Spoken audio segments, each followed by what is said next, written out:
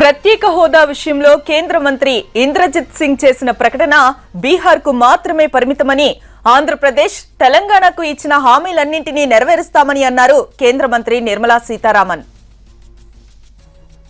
వారు చెప్పిన జవాబు బీహార్ సంబంధించిన విషయంలో స్పెషల్ స్టేటస్ గురించి మనం మాట్లాడేది స్పెషల్ ప్యాకేజ్ గురించి.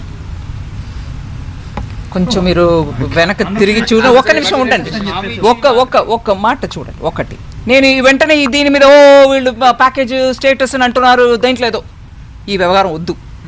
నేను ఆల్రెడీ ముందు చెప్పేశాను, మాట ప్రకారం ఆంధ్రప్రదేశ్కి చేయాల్సిన న్యాయం, తెలంగాణకు చేయాల్సిన న్యాయం మేము చేస్తాము.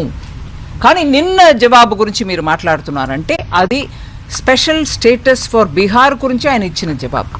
దాన్ని ఇక్కడ తీసుకొచ్చి ఏపీ సందర్భంగా అని కాంటెక్స్ట్ మార్చవద్దండి.